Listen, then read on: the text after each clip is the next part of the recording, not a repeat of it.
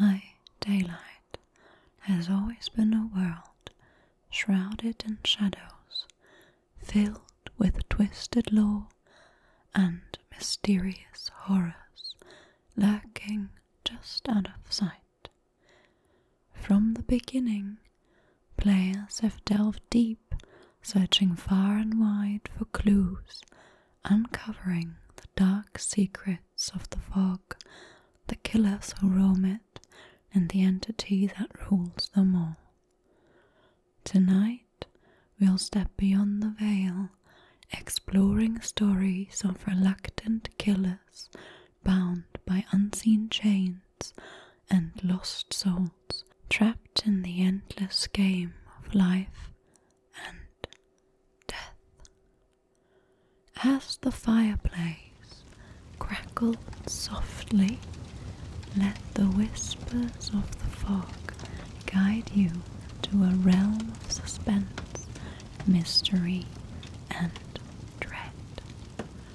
So sit back, relax, and listen closely as we unravel the secrets of Dead by Daylight. Tales that just might make you question what really lies within the fog. Our first story is called The Fog's Whispers.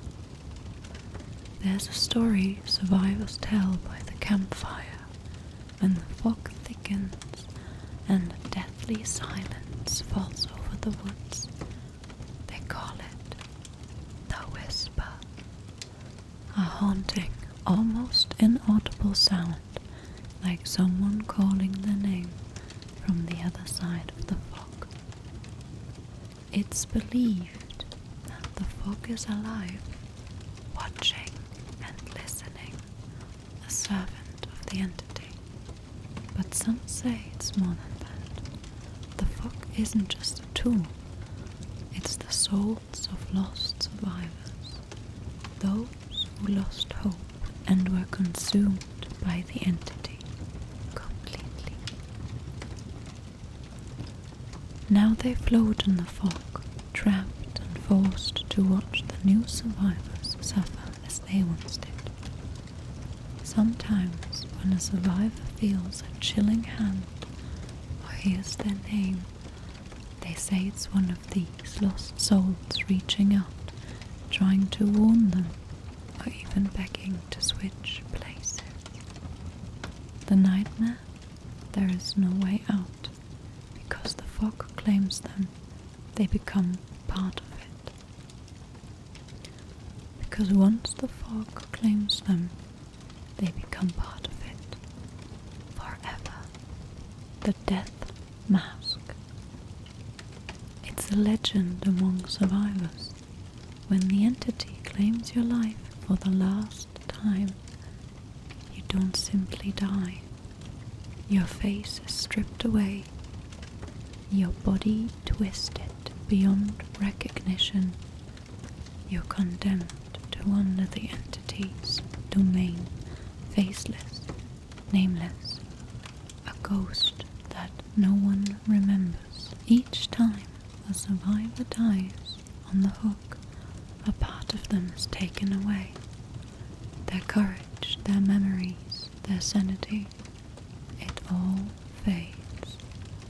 The killers, soulless and relentless, wear masks not to intimidate, but because the face they once had was taken by the entity, a price for eternal servitude.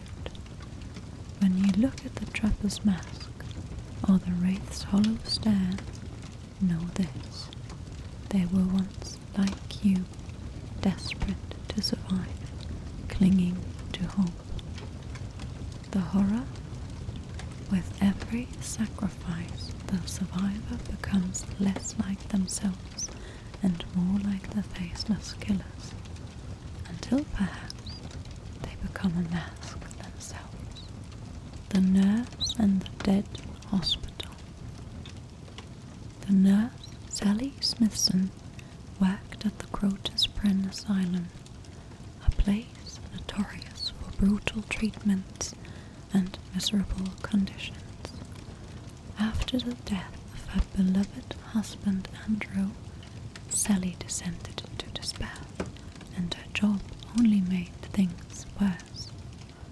Day after day she watched helplessly as patients were treated like animals, strapped down, beaten, and mistreated. One night, after years of silently witnessing the hospital's horrors, something snapped. Sally took it upon herself to free the patients from their suffering, suffocating many of them. Overwhelmed by the weight of what she'd done, Sally died, consumed by guilt and agony. But in the entity's world she lives on, still carrying the weight of those she saved, haunting the fog with her shrill screams. Some survivors claim to hear her whisper, calling out names of the patients she cared for in her life. When survivors enter the asylum realm, they're not facing Sally. They're surrounded by the spirits of those patients she killed.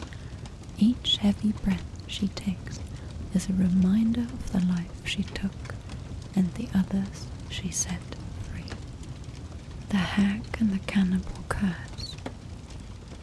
Lisa Sherwood was a quiet woman who loved her small town where she lived off the land and practiced rituals she learned from her grandmother. But one day, Lisa was captured by a group of townspeople, wrongly accused of witchcraft, and left to die in the swamp, where she starved and lost her humanity. To survive, she ate anything she could find, even human remains, and transformed into something monstrous. Now known as the Hag, she is drawn back to her hometown by her craving for revenge. They say the symbols she carves into the ground are remnants of her grandmother's old curses, each one marking a sacrifice to the dark forces that transformed her. She doesn't just kill, she drags survivors back to the swamp, where the spirit of those she consumed linger, eternally trapped.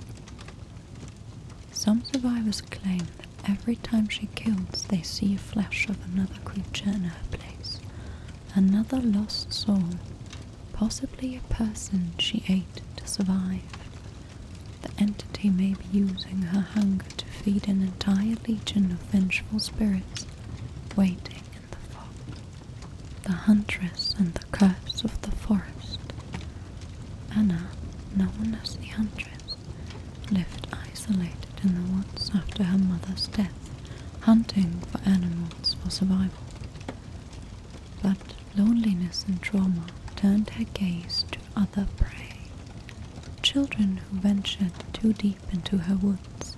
She began to abduct them, even taking dolls and toys to add to her macabre collection. In the entity's realm, it's believed, Anna's forest has come alive, haunted by the spirits of the children she kidnapped. Survivors claim that if they stay still long enough, they can hear faint lullabies and the sound of children's laughter.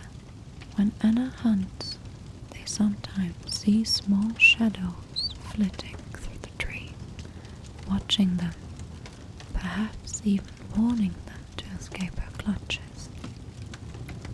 The entity may be feeding on Anna's need to fill the void left by her mother's death. In this cursed realm, she's not just hunting survivors. She's looking to replace the family she lost. Those who die by her hand are said to be claimed as new children of the Huntress, forever lost in the haunted forest. The Doctor and his twisted experiment. Herman Carter, the Doctor, was a man of intellect and cruelty, known for experimenting on minds at the Leary Memorial Institute. after discovering a technique to manipulate brainwaves, his obsession became dangerous. The entity took note of his sadistic practices and brought him to its realm where he could freely toy with survivors' minds. What if Herman's power to shock and manipulate thoughts isn't just science? It's part of an ongoing experiment. It's rumored he's seeking to understand how much fear a mind can handle before it shatters entirely. When he shocks survivors, he isn't simply causing pain. He's collecting data, feeding the entity's hunger for fear. Each time the doctor kills, he's one step closer to understanding a fear threshold. Survivors whisper that if he finds it, he might gain enough control to start reprogramming the survivors, turning them into fear-fueled puppets for the entity. The Trapper's Chains. Evan Macmillan, the Trapper, was once the heir to the Macmillan estate, expected to take on the responsibilities of his father's mining empire. But Evan despises his father's cruelty and hated the way the miners were treated, forced into dangerous conditions to meet quotas. In a moment of rebellion, Evan tried to break free by leading a strike, hoping to give the miners a voice. His father's response was to lock him in the deepest mines with explosives. Evan survived, but barely. Disfigured and scarred, he became a tool of violence under the entity's power, forced to set traps and hunt those in its game. The entity binds his hands like chains he cannot break, trapping him in the role of his father, tried to force upon him. When he sees survivors struggling, he sometimes hesitates, wanting to spare them, but the entity's hold is too strong. Every time he sets a trap, a flicker of his old self remembers the miners he tried to save, but the entity compels him, clouding his thoughts, reminding him of his failure, forcing him back into a silent, obedient monster. The Spirit's Curse. Rin Yamaoka, the spirit, was never meant to be a killer. She was an ordinary young woman, wronged and brutally murdered by her own father in a fit of rage. Her spirit should have moved on, but the trauma of her death left her bound to her father's house, unable to let go of her fury and pain. The entity latched onto her anger, transforming her into a deadly force of vengeance. Rin resents the entity, feeling it toying with her grief. She wants nothing more than peace, but the entity keeps her in its grasp, using her pain as a weapon. Her only way out would be to find her father's spirits and bring him to justice. But in the entity's realm, he's nowhere to be found. Instead, it forces her to turn her fury on the survivors, trapping her in an endless cycle of hatred. Each time she kills, her anger fades for just a moment, leaving her feeling empty and lost. In those moments, she remembers her humanity and longs to be free. But then the entity pulls her back into its control, her rage ignited again. The Wraith's Silent Struggle.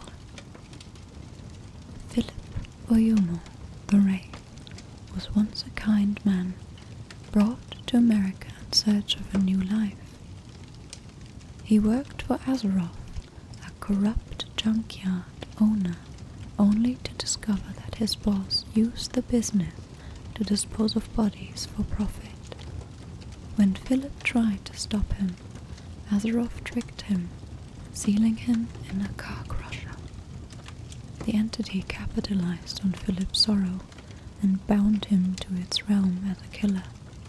But Philip never wanted to harm anyone.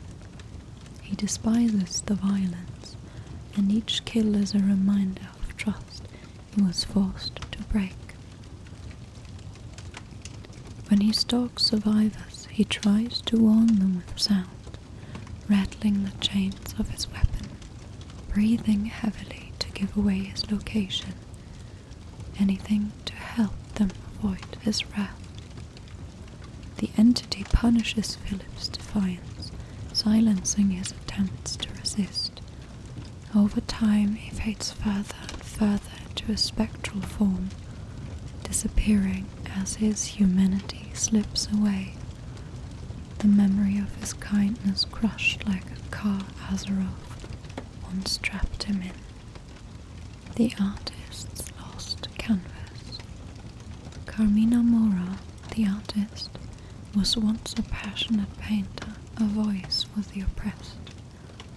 After speaking out against injustice, she was attacked and mutilated, her hands cut off and her art taken from her. The entity found her as she lay dying and offered her a chance at revenge. But Kamina never wanted to hurt anyone. But her art was her voice, a means to make the world a better place, not to bring suffering.